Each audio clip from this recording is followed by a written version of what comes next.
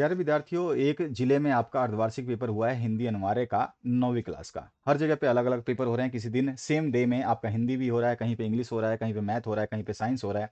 सब जगह के पेपर्स आते जा रहे हैं और आपको अपलोड करके देते जा रहे हैं।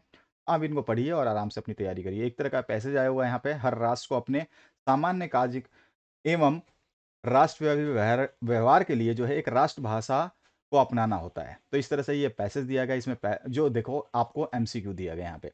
तो एक राष्ट्र के लिए राष्ट्रभाषा क्यों आवश्यक है? तो प्रशासनिक सुविधाओं के लिए भी, गौरव के लिए भी और एकता के लिए भी। तो यानी कि उपरोक्त सभी जो है सही आंसर हो जाएगा। राष्ट्रभाषा शब्द में कौन सा समास है? तो इसमें तत्पुरुष समास है, बी ऑप्शन करेक्ट हो जाएगा। किस भाषा में राष्ट्रभाषा होने के समस्त गुण हैं? तो वो हिंदी भाषा जो यहाँ पे हर जगह पे यूज की जाती है। राष्ट्रभाषा के लिए सर्वप्रथम गुण क्या होना चाहिए? तो पैराग्राफ में लिखा है, सबसे पहला गुण जो है व्यापकता होनी चाहिए।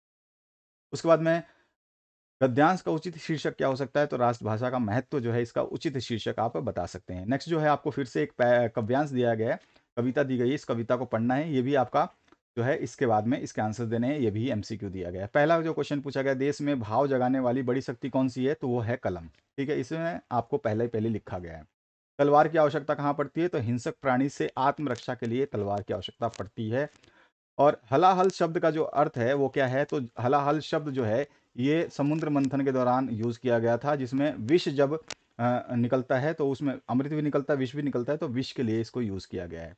और इसमें कौन सा शब्द जो है तलवार का पर्यायवाची है वो बताना है। आपका असी जो है तलवार का पर्यायवाची है। निर्भय शब्द का जो विलोम होता है वो होता है सभ्य। नेक्स्ट जो क्वेश्चन है इसमें पूछा गया है, दुर्भाग्य शब्द में उपसर्ग कौन सा है? तो दुर इसमें उपसर्ग है। नेक्स्ट जो क्वेश्चन है इसमें पूछा गया है, वेद शब्दांश जो किसी शब्द के अंत में जुड़ करके उसका अर्थ बदल देते हैं, उसको हम प्रत्यय बोलते हैं। उपसर्ग जो है आगे जुड़ के अर्थ बदलते हैं और प्रत्यय जो है पीछे जुड़ करके शब्द का अर्थ बदल देते हैं। किसी व्यक्ति के रूप, गुण आदि को व्यक्त करने वाला विशेषण जो है वो गुणवाचक विशेषण कहलाता है। नेक्स्ट जो है, परसर्ग ने के कारण जो है क्रिया सदा जो है भूतकाल में चली जाती है, तो भूतकाल यहाँ पे आ जाएगा। नेक्स्ट क्वेश्चन है, जिस वाक्य में उद्देश्य और विधेय होता है उसको हम साधारण वाक्य बोलते हैं। नेक्स्ट क्वेश्चन आपका बी खंड है। बी खंड में आपसे क्या पूछा गया है? निम्नलिखित प्रश्नों के उत्तर विकल्प सहित आपको सही चयन करके देने हैं। निम्नलिखित में से सागर के सही पर्यायवाची शब्द का जो युग्म बताना है। तो यहाँ पे वारिधि, जलधि और निरधि जो है ये सागर का पर्यायवाची शब्द का युग्म सही है। नेक्स्ट क्वेश्चन पूछा गया, सदाचारी शब्द का विलोम जो है वो क्या होगा? तो दुराचारी हो जाएगा। नेक्स्ट क्वेश्चन जो है आपसे पूछा गया है, शर और शर शब्द युग्म का सही अर्थ यहाँ पे है। शर का मतलब होता है बाण और सर का मतलब होता है तालाब, तो बाण और तालाब इसका राइट आंसर हो जाएगा। दांत पीसना मुहावरा जो है क्रोध प्रकट करना होता है। और यहाँ पर जो पूछा गया है, यह भवन उच्चतम है। उच्चतम यानी कि जब भी श्रेष्ठतम उच्चतम की बात होती है तो वहां पे उत्तम अवस्था की बात होती है, तो बी ऑप्शन आपका करेक्ट हो जाएगा। नेक्स्ट क्वेश्चन की बात करते हैं। यहाँ पूछा गया है, राहुल संस्कृत्यान को तिब्बत यात्रा के दौरान किन कठिनाइयों का सामना करना पड़ा? तो उसको जो है अ, जो उसके रास्ते थे वो बहुत कठिन थे, साथ ही साथ उसको अपनी भेष बदलना पड़ा, भिखारियों के भेष में जो उसको यात्रा करनी पड़ी। ये सारी चीजें आप इसमें कठिनाइयों में बता सकते हैं। एक नंबर में इतना ही बहुत है।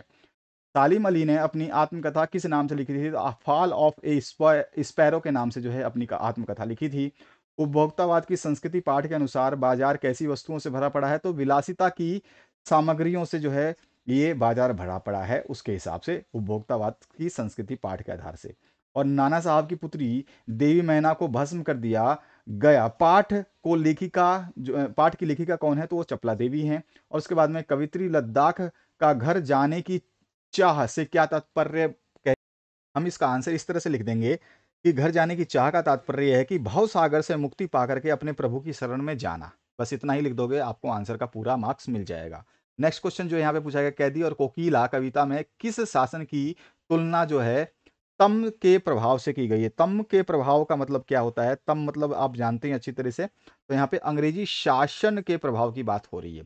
उसके बाद में चांदी का बड़ा सा गोल खंबा में कवि किस सूक्ष्म कल्पना का आभास जो है देता है या मिलता है? तो यहाँ पे मानव प्रकृति के जो है सूक्ष्म कल्पना का आभास मिलता है। अगर आप इसको पूरा लिखना चाहते हैं, तो अगर आप मानव प्रकृति भी लिख देते हैं तो आपको पूरा नंबर मिल जाना है। फिर भी अगर आप इसको थोड़ा सा बढ़ा चढ़ा के लिखना चाहते हैं तो यहाँ पर सीधा सीधा लगेगा, नगर की सुख सुविधाओं और स्वाधीनतापूर्ण जीवन जो है यहाँ पे बताया गया है। चांदी का बड़ा सा खंबा जो है यहाँ पे क्या बताता है?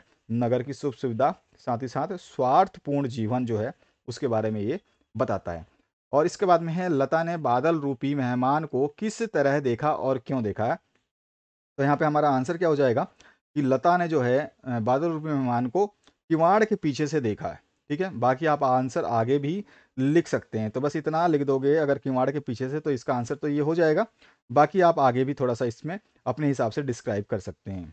अगला जो क्वेश्चन है उसकी बात कर लें यहाँ पर। तो यहाँ पर क्या पूछा गया, देखिए ध्यान से पूछा गया है, निम्नलिखित सप्रसंग व्याख्या कर देनी निम्नलिखित की। तो यहाँ पे इस ये एक पैराग्राफ आया था अपने बुक से और एक अथवा में ये आया है, तो दोनों में से किसी एक का आपको सप्रसंग व्याख्या कर देनी है।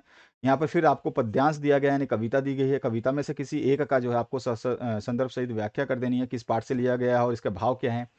प्रश्न 8 से 12 तक जो है प्रश्न इसकी बात करें तो आज उपभोक्तावाद की संस्कृति हमारे दैनिक जीवन को किस प्रकार प्रभावित कर रही है, ये सारे दो दो नंबर के क्वेश्चंस हैं जिनको आपको करना है। आप क्वेश्चंस को पढ़ सकते हैं, समय आपके पास भी कम है और हमारे पास भी कम है, क्योंकि बहुत सारे जो क्वेश्चंस हैं अभी अपलोड करने हैं आप लोगों के लिए, बहुत सारे पेपर्स आ चुके हैं। यहाँ पे नेक्स्ट जो क्वेश्चन है इसमें आपको 13 से 16 तक के जो प्रश्न है उसको 60 शब्दों में आंसर देना है। 13 नंबर 14 नंबर में अथवा का पार्ट भी आपको दिया गया है। इसके बाद में नेक्स्ट जो है 15वां नंबर क्वेश्चन, अब लेखक को यह एहसास हुआ कि उसके इलाके में भी पूरा पानी घुसने की संभावना है, तो इसका क्या क्या प्रबंध किए गए हैं वो आपको बताना है। उसके बाद में 16वां प्रश्न है, इसमें अथवा पार्ट आपको दिया गया है। इसके बाद में द सेक्शन जो शुरू होता है, इसमें मोबाइल फ़ोन, जंगल बचाओ, राजस्थान में जल संरक्षण और विद्यार्थी जीवन और खेलकूद, इन सभी को मैंने जो है सॉल्यूशन करवाए हैं। बाकी आपके लिए जो है आने वाले समय में बहुत कुछ आने वाला है, अगर आप लोग एक्टिव रहते हैं, अपने आप को दिखाते हैं कि हाँ हाँ सर हम चैनल से पढ़ना चाहते हैं। और आपको बता दूं, लास्ट टाइम मैंने 30,115 बच्चे, बहुत बड़ी संख्या होती है, आप सोच भी नहीं सकते उतनी बढ़िया। तो यहाँ पर जो है हमने इतने बच्चों को जो है मेरिट लिस्ट में डाला था। मेरिट लिस्ट समझ सकते हैं आप, मेरिट लिस्ट होता है आपका 90% वाले, तो 90% वाले बच्चों को इसमें डाला था। यहाँ पर दो आपको जो एप्लीकेशन लिखनी है, दोनों में से कोई भी आप अपना लिख सकते हैं, आपकी मर्जी है, उसके ऊपर आप डिपेंड करते हैं। बाकी 33 जिलों में 33 तरह के पेपर होते हैं, तो हर जिले का अलग अलग पेपर हो रहा है और सभी को मैं आपको यहाँ पे दे रहा हूँ, जितना भी सॉल्यूशन दे सकता हूँ उतना दे रहा हूँ। Thank you very much, have a good day, और अपने दोस्तों के साथ शेयर करना बिल्कुल ना भूलें।